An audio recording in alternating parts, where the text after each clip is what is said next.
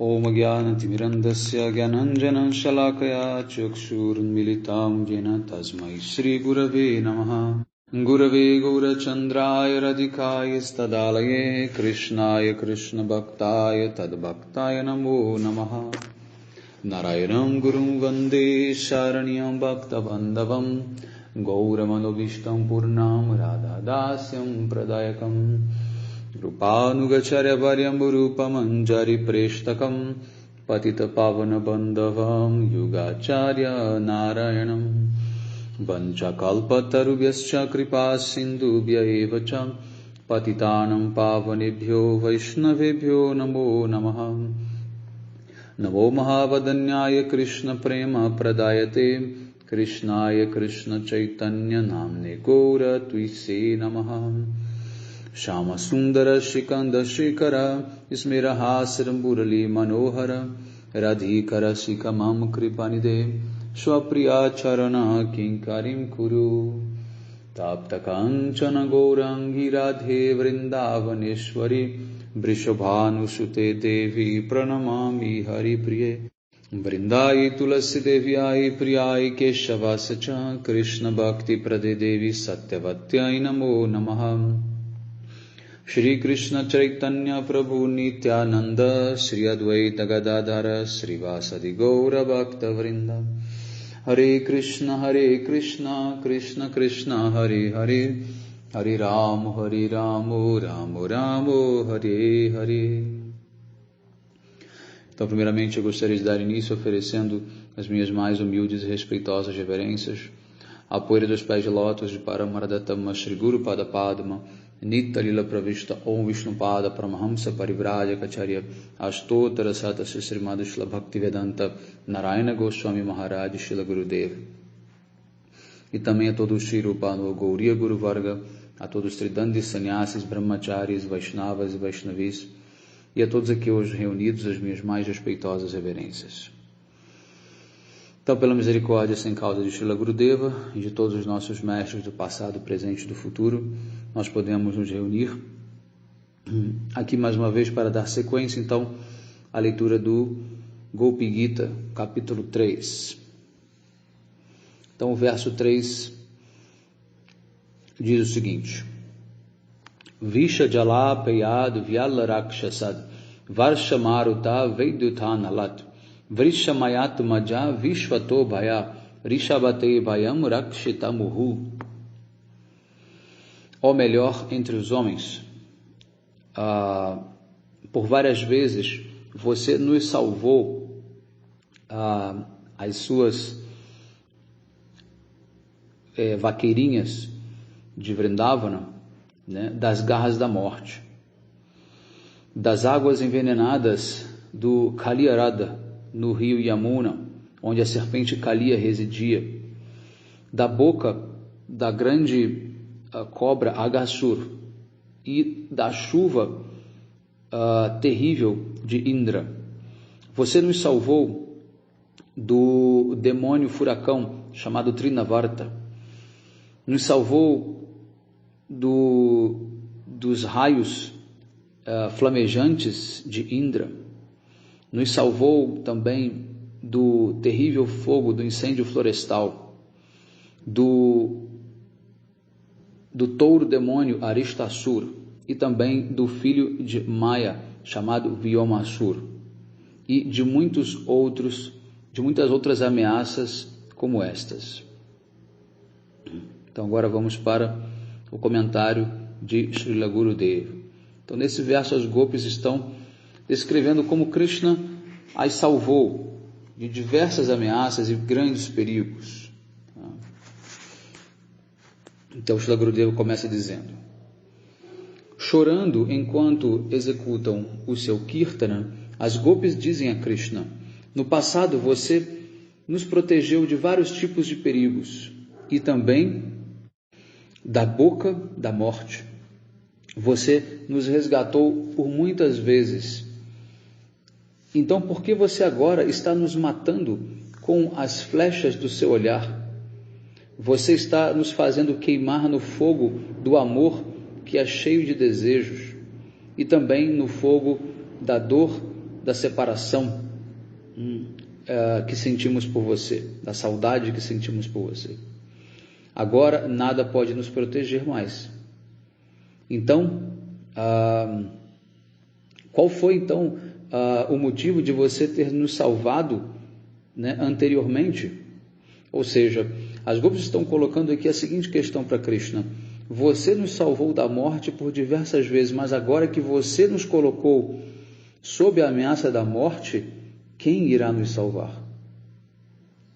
É uma pergunta muito pertinente. Se alguém planta uma árvore, Gurudeva continua dizendo, essa pessoa desenvolve um apego por ela enquanto ela cresce. Até mesmo se ela for uma árvore venenosa e essa pessoa seja aconselhada por outros a cortá-la, ela irá hesitar em fazer isso, porque ao plantar você tem um sentimento materno por aquela planta, né, por aquela árvore. E inclusive parece que você vai então as Gopis dizem, mas parece que você se esqueceu desse princípio. Elas dizem para Krishna, você tem um coração muito cruel e você é totalmente impiedoso e você está nos cortando como se fôssemos essa árvore, embora anteriormente você tenha nos protegido e nos visse crescer. Então é como se Krishna tivesse plantado essa árvore que é comparada aos desejos das Gopis, ao sentimento de amor que elas têm por Krishna, e agora é como se ele estivesse cortando aquela árvore sem nenhuma piedade. Então, agora vamos analisar cada palavra, cada trecho desse verso. Visha Jalapeya. Visha Jala significa água venenosa. As Gopis se referem aqui à serpente Kaliya, que envenenou as águas do rio Yamuna, naquela área onde ela vivia. Elas dizem, com vapores venenosos, né, vindo do seu hálito venenoso, né, gases venenosos, Kaliya poluiu as águas do Kaliyarada. Kaliyarada significa o local onde Kaliya residia, provocando assim então a espuma, né, de veneno naquela água que já não podia ser mais habitada por ninguém. E só dos pássaros voarem por cima daquela região, eles já morriam, porque o gás que saía da água era muito venenoso, tá? Então as Gopis dizem, mas você nos protegeu desse perigo. Quando Krishna pulou nas águas envenenadas do rio Yamuna, parecia que ele fosse morrer. Por que então as Gopis disseram, né, que ele as protegeu? Todos os meninos e os bezerros estavam brincando às margens do rio Yamuna, lá no Kaliyarada. E simplesmente por cheirar aquele gás venenoso, eles caíram no chão como se estivessem mortos. Imediatamente Krishna trouxe eles de volta à vida através do seu olhar, que era cheio de néctar. Então, determinado a enviar Kaliya para longe daquele local, Krishna então pulou no rio Yamuna. As Gopis dizem então, se você tivesse morrido, né, nós também teríamos morrido. E Nandababa, Mãe Yashoda e todos os Brajabasis também teriam morrido. Para nos proteger, você derrotou Kaliya e a fez deixar aquele local. As águas então se tornaram puras novamente e a vida pôde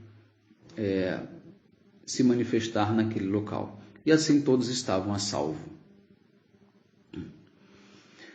Vyala Rakshasad é o outro verso, uma outra parte do verso. Vyala significa cobra. E aqui as Gopis se referem a Aghasura. Apesar de Kaliya também ser uma cobra, tá? Uma serpente de várias cabeças. Aqui, no caso, Vyala também é o Aghasura, que é uma grande cobra, uma cobra muito grande, que a gente pode dizer como se fosse uma python, tá? E ela era uma cobra demônio que estava no meio da estrada, com a sua boca aberta, disfarçada de caverna, esperando para engolir Krishna. Ela queria atrair Krishna com os amigos para dentro de si, para que ela pudesse facilmente, para que ele, né, pudesse facilmente engoli-los. Os bezerros e os vaqueiros estavam correndo por aquela área e aos poucos eles foram se aproximando mais e mais da boca daquela cobra. E eles disseram: que caverna magnífica! E eles disseram: até se parece com uma grande cobra, mas na verdade não pode ser. Nenhuma cobra seria deste tamanho, né? Mas ainda assim, se isso for uma cobra, não tem problema nenhum que nós entremos dentro dessa caverna, né? E se ela tentar nos engolir, então Krishna irá matá-la imediatamente. E se isso for uma caverna, então obviamente que não tem problema. Então vamos entrar e explorar. Isso era o que os meninos pensavam, os amiguinhos de Krishna. Ou seja, para eles não havia qualquer tipo de medo, porque se houvesse algum perigo, eles sabiam que Krishna estaria ali pronto para salvá-los, aconteça o que acontecer. Então eles simplesmente entraram na boca de Aghasura. Krishna estava observando de longe e gritou: amigos, amigos, não entrem aí. E ele gritou ainda mais alto, só que eles não conseguiram ouvir. E assim Krishna não conseguiu impedi-los de entrar. Eles entraram na boca do demônio, que manteve a sua boca aberta, esperando apenas por Krishna. Naquele dia era o aniversário de Baladeva, então ele não tinha saído com os meninos para pastorear os bezerros.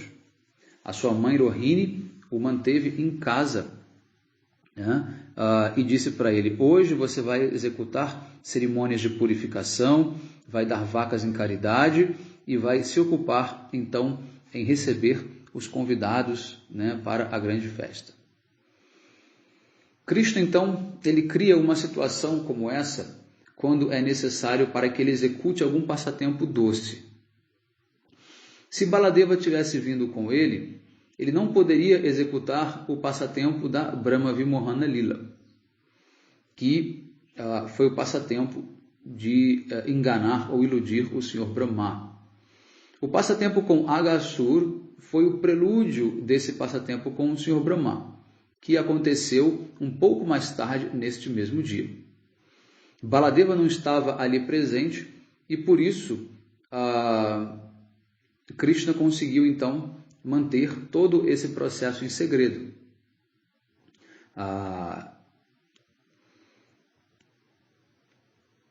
Com certeza Baladeva com certeza ele contaria para a mãe Yashoda e Nanda Baba, né, que Krishna havia se expandido na forma dos vaqueiros e dos bezerros, então todos de Vrindavana ficariam sabendo disso. Então Krishna se aproveita dessa oportunidade que Baladeva não está presente naquele dia para executar esse passatempo. Quando Krishna matou Aghasura, Brahma viu a efulgência corpórea do ar vital de Aghasura saindo do seu corpo, né, enquanto ele permanecia suspenso no ar. Em seguida, quando Krishna saiu da boca de Aghasura, Brahma viu essa luz descender e entrar diretamente nos pés de lótus de Krishna, como se a alma de Aghasura tivesse entrado nos pés de lótus de Krishna. E Brahma ficou completamente impressionado com aquilo. E ele pensou: como isso é possível? Muitas pessoas tentam alcançar a liberação sem nenhum sucesso, mas esse demônio alcançou isso simplesmente colocando Krishna dentro de sua própria boca, né, com o objetivo de matá-lo. Brahma, então, testemunhou outro grande passatempo de Krishna. Ele assumiu a forma de todos os bezerros e amigos que haviam sido raptados.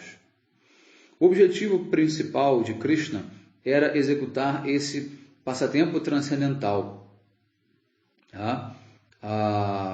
que não era, na verdade, iludir Brahma, mas dentro de seu coração ele estava ciente de que muitas outras gopis mais velhas desejavam ou nutriam por ele um sentimento materno, como se Krishna fosse o próprio filho delas. E também, ao mesmo tempo, as vacas também nutriam esse sentimento materno, como se Krishna fosse o seu próprio bezerro. Então, Krishna pensou numa forma de satisfazer o desejo de todas elas. Essa foi uma das razões pelas quais Yogamaya, ela então inspirou o Sr. Brahma a testemunhar esse passatempo de Aghasura.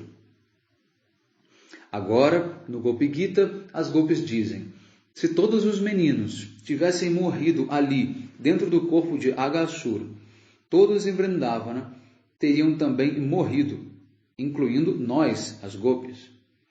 Nós podemos facilmente morrer, elas dizem. Por que você não se importa em nos proteger?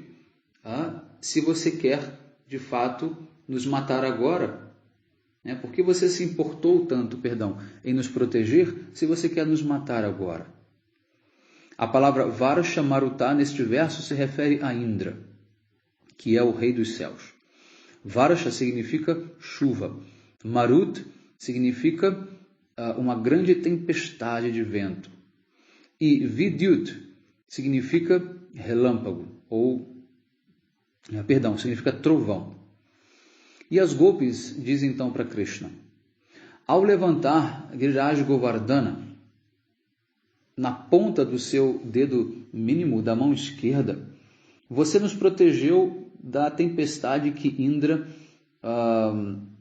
lançou contra nós. E de fato, você não apenas nos protegeu, você nos encantou com toda a sua felicidade naquele momento, quando você fez esse passatempo. A palavra Analat significa do fogo. Krishna salvou os Brajabasis de 2 grandes incêndios. Um deles aconteceu na floresta próxima a Bandirvan. Lá, sob as sombras de uma enorme árvore figueira de Bengala, conhecida como Bandirvata, Krishna estava brincando com os seus amigos e com as vacas que bebiam a água do rio Yamuna e pastavam na frondosa grama vermelha. Aos poucos, as vacas estavam se afastando de Krishna e dos seus amigos e entraram em Munjatavi, uma floresta que é conhecida por ter plantas munja, né? É o nome de uma planta chamada munja. No verão, durante o calor intenso, essa floresta fica muito seca e, inclusive, ela fica muito densa e perde-se facilmente, né, a trilha dentro dela.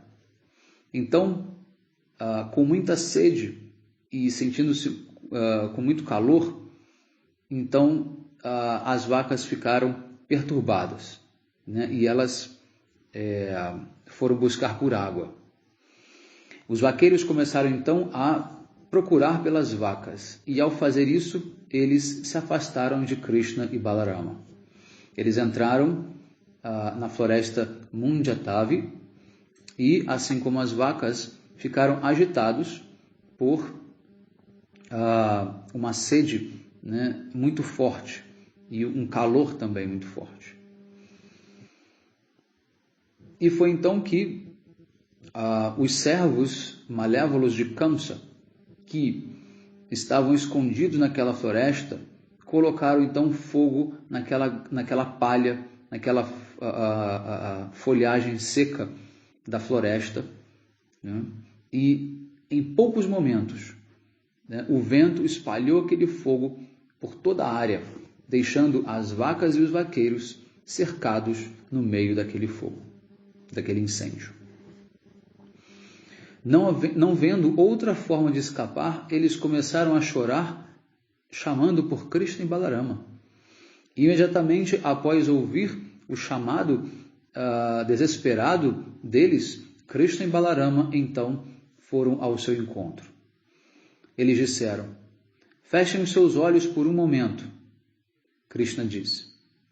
Então, quando os amigos e os bezerros fecharam os olhos, Krishna simplesmente engoliu todo aquele incêndio florestal. Os meninos pensaram, né? Por que Krishna pediu que nós fechássemos os nossos olhos? Krishna deve conhecer algum mantra para apagar o fogo. E assim, através desse mantra que ele recitou de maneira secreta, ele pediu para que nós fechássemos os olhos, para que nós não víssemos o que ele estava fazendo. Mas existe alguma outra razão pela qual Krishna lhes disse para fechar os olhos. Certa vez, quando Krishna ainda era um bebê, os meninos viram que ele estava comendo terra. E eles então reclamaram, né, e contaram para a mãe Yashoda. Então agora, Krishna pensou, se eles me virem comendo fogo, engolindo fogo, eles irão novamente contar para minha mãe, e ela irá me punir. Além disso, se meus amigos me verem comendo fogo, eles irão pensar que eu certamente fiquei queimado, e eles irão morrer achando que o fogo estivesse me devorando. Quando, após um certo momento, os meninos abriram os seus olhos, eles viram a si mesmos, né, diante de Krishna e Balarama, né, sob uma sombra fresca da árvore de Bandervata. Ali as vacas estavam novamente pastando felizes e mastigando a sua grama verde. E eles pensaram, será que isso foi um sonho? E eles não conseguiam entender o que havia acontecido. Então, fazendo referência a esse incêndio florestal, as gopis então estão dizendo, você nos protegeu a todo momento, inclusive durante aquele incêndio. Mas essas palavras das gopis querem significar o seguinte, se todos os vaqueiros tivessem morrido naquele incêndio florestal, seus pais e mães teriam também morrido, né, de dor. E nós, gopis, também teríamos morrido. Então, ao proteger todos em Vrindavana, você também nos protegeu. Com a frase Vrishamayatmaja, as gopis mencionam uma outra situação em que Krishna as protegeu. Vrishamayatmaja se refere a dois demônios, Vatsasura e Vyomasura. A palavra Vrisha se refere a Vrishabhasura, um outro nome de Aristasura, o gigante touro demônio. E a palavra Atmajat significa filho. Então, unindo Vrisha e Atmaja, então se refere ao filho de Vrishabhasura, chamado de o demônio bezerro, que é o Vatsasura. Então você tem, são dois demônios, um é o touro, que é o Aristasura, e o outro é o bezerro demônio, que é o Vatsasura. Atmaja também, unido à palavra Maya, ou Moya, no sentido com A fechado, né? Não Maya de ilusão, se refere ao filho do demônio Maya, chamado de Vyomasura, que Krishna matou em Kamyavana. Quando Krishna, primeiramente, começou a levar os seus bezerros para pastar em Vrindavana, Vatsasur apareceu no meio deles. Assim que Krishna e Baladeva viram esse demônio bezerro, eles entenderam que não era um de seus bezerros, mas sim um demônio disfarçado. E eles então bolaram um plano para matar aquele demônio. Eles inocentemente vagaram pela floresta, e quando Krishna então finalmente ele pegou as duas patas de trás daquele bezerro e girou ele sobre a sua cabeça. Assim, Vatsasura assumiu a forma original de um grande demônio, e assim Krishna o lançou contra uma árvore. Vendo o grande, o tamanho enorme de Vatsasura, os meninos ficaram com muito medo e gritaram: ele veio na forma de um bezerro, mas veja, essa é a forma atual dele. O pai de Vatsasura, o gigante demônio touro Aristasura, foi morto também por Krishna lá no Radhakunda.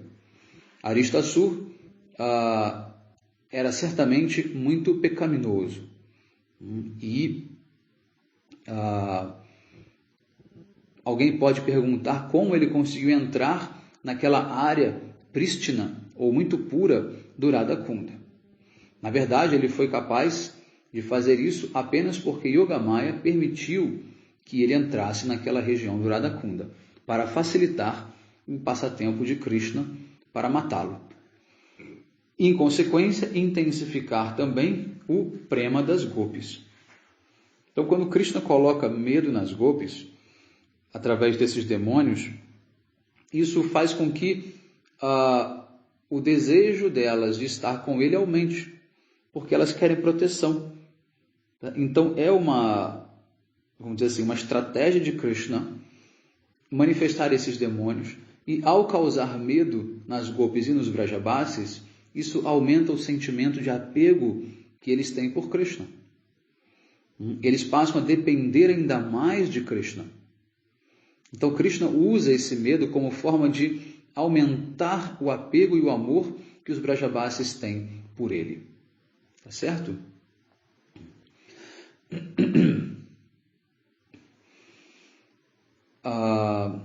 Esse touro, então, entrou em Vrindavana quando Krishna estava prestes a fazer a Rasa Lila.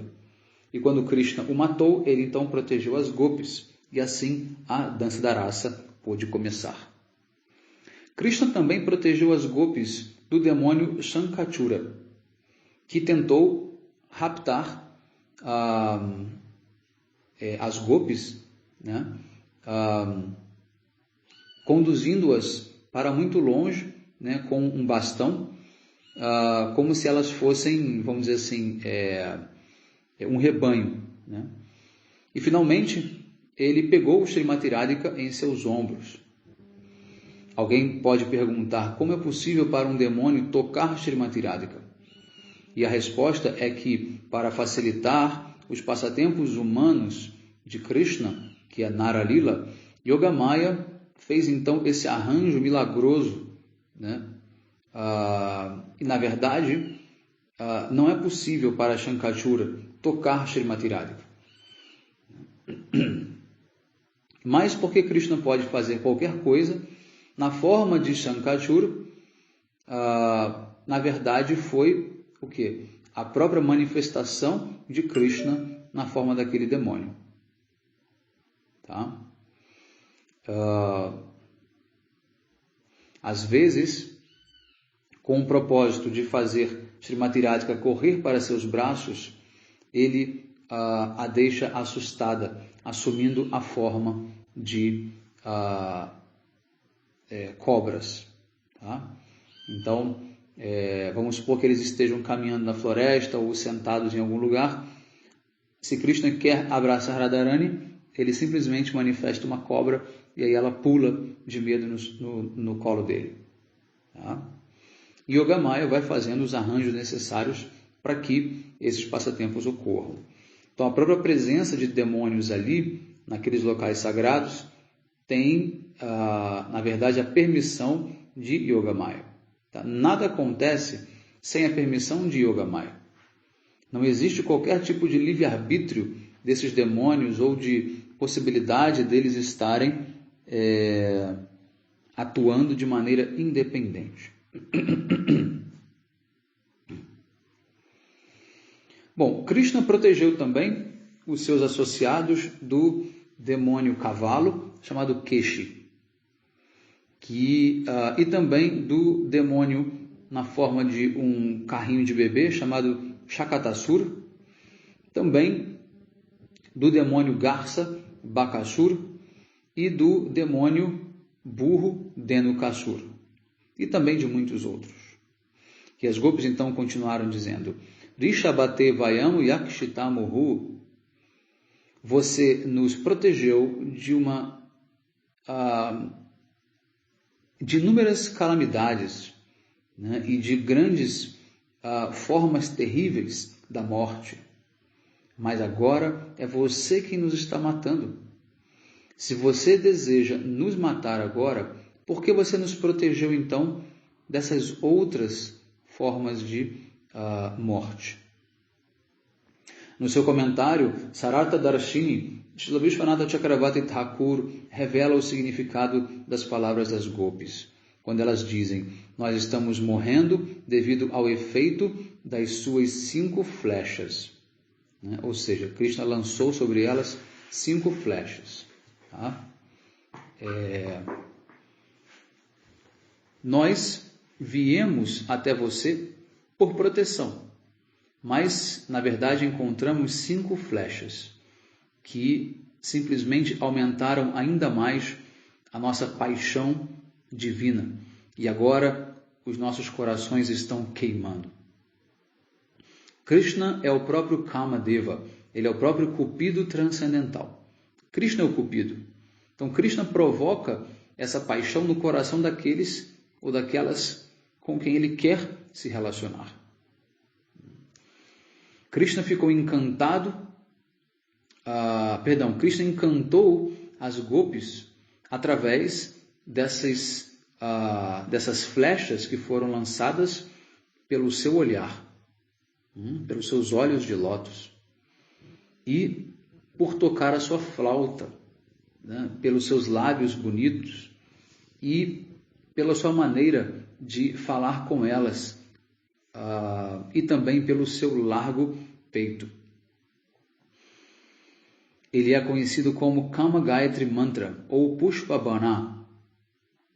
Ele é aquele que lança as flechas do Cupido para fazer as gopis caírem de amores por ele.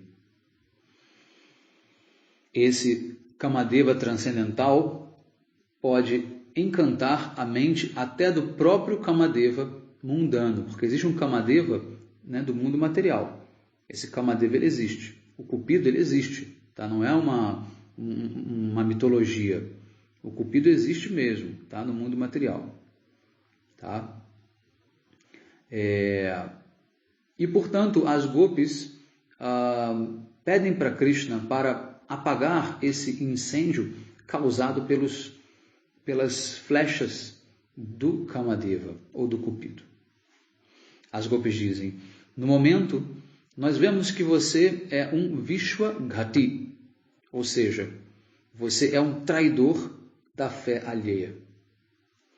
O significado inerente deste verso em sânscrito da palavra Vishwasaghati é explicado da seguinte maneira: eu dormi com a minha cabeça no seu colo, confiando que você me protegesse. Mas enquanto eu dormia, você pegou uma espada e me matou. Através desse humor, as gopis estão dizendo: você nos protegeu muitas vezes no passado e nós confiamos em você, né? Nós confiamos de que certamente você sempre nos protegeria. Então, abandonando tudo, nós viemos e nós nos rendemos a você. Toda a nossa existência foi oferecida a você. E assim nós viemos até aqui. Mas você nos traiu. E mesmo que nós estejamos morrendo, né, você ainda assim não nos protege. Srila Vishwanatha Chakravarti Thakur, ele diz que alguns dos passatempos, as gopis mencionam aqui, são na verdade passatempos que aconteceram depois da Rasa Lila, né? Na verdade, nós esperamos que as gopis fossem falar de coisas que tivessem acontecido antes da Rasa Lila. Mas como elas puderam ter falado de incidentes futuros? Tá?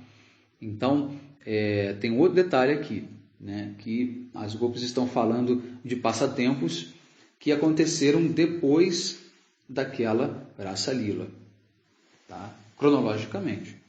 Mas são passatempos eternos. Então, portanto, elas sabem também do passado, presente e do futuro. Srila Vishwanatha Chakravarti Thakur explica que esses eventos futuros são do conhecimento das gopis. Elas ouviram sobre eles muito tempo antes de Purnamasi Devi, Gargacharya, Bhaguri Rishi e outros santos. Elas também ouviram de muitas outras pessoas que leram os horóscopos de Krishna e assim repetiram o que eles haviam lido ali no horóscopo. Ou seja, todos os de Krishna já haviam sido manifestos no horóscopo dele, né, no mapa astrológico dele. E é por isso que as gopis já sabiam. Então, para muita gente que não crê em astrologia ou acha que isso não funciona, tá aqui mais uma prova de que a astrologia faz parte dos passatempos de Krishna e é inclusive usado como argumento para mostrar como as gopis sabiam do futuro. Tá? Srila Jiva Goswami disse que Srila Shukadeva Goswami, na descrição do Purvaraga das gopis até o Rasa Lila, né, ele estava num humor muito rasika. Consequentemente, ele relatou apenas os doces e amorosos passatempos de Krishna. Ele não relatou os passatempos de Krishna matando os demônios, que por, vamos dizer assim, uma visão mundana, eles são considerados cruéis e um tanto quanto, né, indigestos. Ele contou sobre o Purvaraga das gopis e os belíssimos passatempos de Krishna com as esposas dos Brahmanas, com as Yagnapatnis. Contou sobre ele levantando o Giriraj Govardhana e muitos passatempos entre ele e os vaqueiros e as gopis durante o outono e o verão.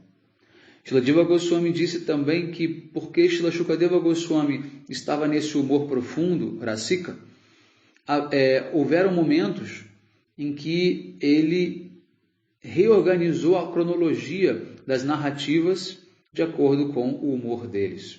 Ou seja, Shukadeva Goswami mesmo alterou essa cronologia.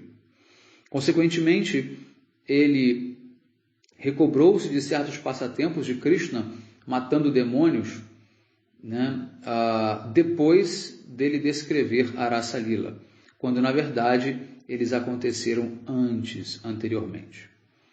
A explicação dada por Srila Jiva Goswami parece contradizer a de Srila Vishwanatha Chakravarti Thakur, mas ambas explanações estão corretas. Em diferentes kalpas, ou diferentes eras, né, ou sequências de eras, Krishna executa os seus passatempos em diferentes sequências. Então aqui você tem duas explicações sobre a razão desses passatempos estarem fora de ordem, tá? Mas não que nós tenhamos que apenas seguir uma delas. As duas estão corretas. Por isso Srila Gurudeva diz, na verdade, Krishna ele faz os passatempos de maneira diferente, né, de acordo com as vezes que ele encarna, tá? Então você tem várias kalpas, que são vários ciclos, né, completos, né, das 4 yugas. Então quando Krishna aparece, uma vez a cada dia de Brahma, né, um dia de Brahma é igual a uma kalpa, tá? Então ele faz os passatempos numa ordem diferente, ele muda alguma coisa aqui e ali. Então as duas coisas são verdade. A primeira é que as gopis já tinham ouvido falar sobre esses passatempos daqueles que leram o mapa astrológico de Krishna, e também, ao mesmo tempo, Shukadeva Goswami, como explicou o Srila Jiva Goswami, pode ter alterado a ordem desses eventos devido ao seu humor muito rasika, muito estático, muito exaltado, né? Enquanto ele estava ali recitando o Bhagavatam para Parikshit Maharaj. Como foi mencionado anteriormente, as gopis então estavam acusando Krishna de ser um traidor da fé dela, Vishwasa Ghati. Desde tempos antigos da história da Índia, eu irei agora então contar um episódio que ilustra a dor que vem, né, a dor oriunda da traição da fé de alguém. Então aqui já é Gurudeva falando. Existiu um grande rei budista chamado Ashoka, tá? E ele foi muito famoso, ficou muito famoso por construir uma universidade, a universidade chamada Nalanda, tá? Próximo de Patna. E naquela época, Nalanda Vishwavidyalaya era muito famosa. Muitos estudantes vieram de todas as partes do mundo para estudar o Vedanta e outras escolas filosóficas ali. Tá? O rei Ashoka foi um rei muito famoso na Índia, quem não conhece pode pesquisar. Tá? Ele foi um rei budista. Infelizmente o budismo não era védico, tá? Mas ainda assim ele criou essa universidade, enfim, onde se estudava ali uma série de assuntos, incluindo o Vedanta, tá? Mas era basicamente budista. Um de seus estudantes, chamado Kamarila Bhatta, que desde a sua infância havia estudado os Vedas, Upanishads e etc., ele também havia estudado Karma Mimamsa e também desejou estudar o budismo, né, para poder derrotar aquela filosofia. Sabendo que ele era muito inteligente, as autoridades da universidade, então o admitiram, né, o aceitaram na universidade sem qualquer tipo de, vamos dizer assim, impedimento, né, obstrução. E lá ele estudou por 12 anos. No seu último ano, então, ele ficou famoso, se tornou muito famoso pela sua erudição. Um dia, enquanto o diretor da escola, que é budista, estava ensinando numa sala de aula, ele recitou um verso dos Vedas e o explicou de tal maneira que contradizia o significado oficial daquele verso. E ele então atacou as ideias dos Vedas, chamando elas de estúpidas. Quando Kumarila Bhatta ouviu isso, ele começou a chorar. E aí o professor disse, ele está chorando, né? E os outros alunos também comentaram, fizeram piadinha. Talvez ele seja um Vaishnava ou então membro de algum outro secto védico. De qualquer forma, é óbvio que ele não é um budista. Então você vê que ali já havia uma tendência na universidade de querer impor o budismo. Não era um local de livre pensamento. Então o diretor da escola chamou esse estudante, Kumarila Bhatta, e perguntou, por que você está chorando? E o menino respondeu, menino não, né? O jovem, né? Ele respondeu, a sua explicação é contraditória e inútil. Esse não é o significado real deste verso. Por favor, então me dê a sua explicação, disse o professor. Então, Kumarila Bhatta, ele começou a explicar o verso de maneira encantadora. E quando ele terminou, os estudantes todos, né, estavam, vamos dizer assim, se sentindo ameaçados e fizeram uma conspiração para matá-lo, porque perceberam que ele poderia ser uma ameaça à pregação do budismo. Então, eles começaram a ameaçá-lo e pegaram ele, levaram até o topo o topo da universidade, né, no terraço da universidade, e ameaçaram jogá-lo lá de cima. E eles disseram: se o seu Deus ele existe de verdade, e se os Vedas são de fato verdadeiros, o seu Deus irá te proteger. Do contrário, você irá morrer agora mesmo.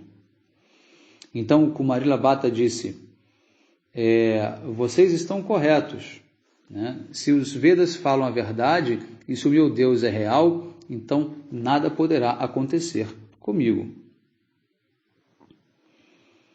Eles então jogaram Kumarila de cima do prédio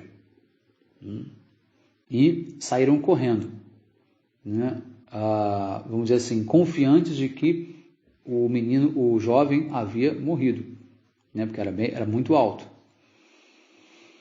Mas, ao invés disso, para a surpresa deles, eles viram o jovem caminhando, né, normalmente, sem nenhum tipo de fratura ou machucado.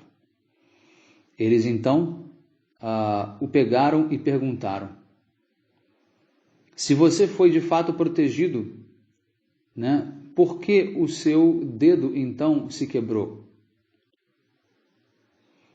E ele disse: porque eu cometi o erro de dizer que se o meu Deus é real, né, se eu não tivesse dito esse se, né, se o meu Deus é real, eu não teria recebido nenhum tipo de injúria. Então, no sentido de que até a própria declaração de Kumarila dizendo, né, se o meu Deus é real, né, havia ali o quê? Um pouquinho de dúvida. Então, é como se Deus tivesse deixado o dedo dele se quebrar naquela queda só para dizer que ele não pronunciou a frase da maneira correta. Então, assim, Kumarila Bhatta, ele logo se tornou um grande pregador contrário ao budismo e ajudou para que o budismo fosse removido da Índia, né, totalmente removido da Índia. E assim,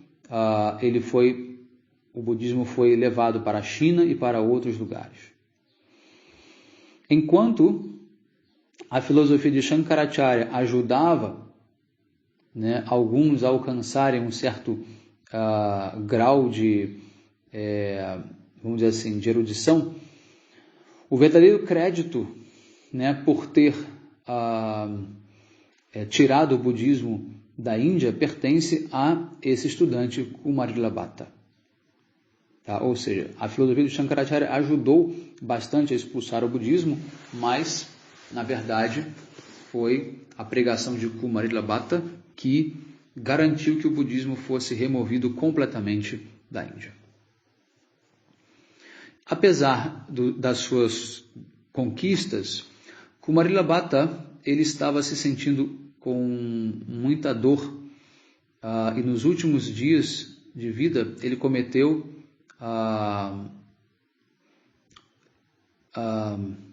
ele percebeu que havia cometido um grande erro. Ele disse: o diretor daquela universidade era o meu guru, ele pensou. E ao final da sua vida, ele foi atormentado, né, por pensamentos de que um discípulo insignificante o havia derrotado. E ele morreu com muita dor. Eu sou então um Vishwasaghati. Eu traí a fé do meu guru, que pensou que havia me ensinado muito. Ele me ajudou a fazer a minha vida bem-sucedida. Ele me deu conhecimento que eu usei para remover o budismo da Índia, mas ainda assim eu o traí. Ou seja, aqui é um sentimento de humildade, né, que esse Kumarila Bhatta manifestou, né, de ter, vamos dizer assim, desonrado o seu guru. Né? Então, o sentimento de respeito ao guru ele é muito grande na cultura védica. Né? Mesmo que esse guru pense contra você, ou seja, diferente de você, ou da maneira como você vai se tornar, ainda assim você tem que, né, respeitá-lo, porque ele, de certa forma, contribuiu para você chegar onde chegou. Então, desejando mitigar esse pecado, ele então fez uma grande montanha de cascas de arroz seca, tacou fogo. E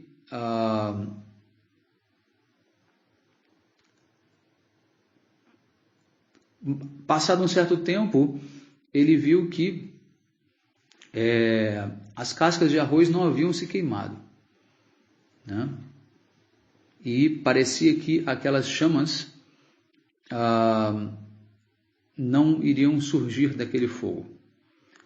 Kumarila Bhatta então deitou-se sobre aquela pilha de cascas de arroz ali em brasa, né? E se deixou cozinhar, né, bem devagar por aquelas pequenas chamas. Embora estivesse sentindo grande dor, ele permaneceu ali deitado. Naquele momento, um seguidor de Shankaracharya se aproximou e disse: "Eu vim aqui para pedir algo a você." "E o que você deseja?" perguntou Kumarila Bhatta.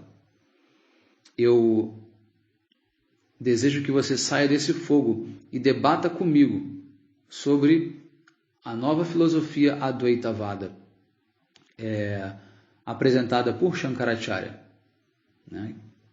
Eu quero derrotá-lo, porque você é um Smarta e você acredita nos Vedas." E o Kumarila respondeu: "Eu estou morrendo agora. Eu não quero poluir a minha boca com a filosofia Advaitavada. Por favor, vá embora. Eu não quero falar sobre nenhuma filosofia agora." E ele simplesmente respirou fundo e morreu. Isso é um fato histórico, isso não é uma ficção. Né? Não é diretamente relevante para o Gopi Gita, aqui diz Gurudeva, mas eu gostaria de aproveitar essa oportunidade para falar sobre essa história. Vocês devem saber que essa história existe e devem tentar entender como a pregação do Vedanta se desenvolveu. Né? Então, assim, Gurudeva termina o comentário desse verso 3, tá? Dando um exemplo aqui daquele que trai a fé alheia. Tá bom? E aproveitou para dar aqui uma visão histórica, como o Srila Gurudeva sempre gosta de fazer, sobre fatos que são pouco divulgados. Então, Gurudeva aproveitou aqui a chance para falar sobre essa questão do budismo, que é sempre muito relevante. Tá bom? Já terminou aqui, então, o comentário. A gente vai, então, dar sequência ao verso 4 na próxima aula. Um bom dia a todos. Hare Krishna. Vanchakalpatarubhyascha kripa sindubhyeva cha patitanam pavanebhyo vaishnavebhyo namo namaha.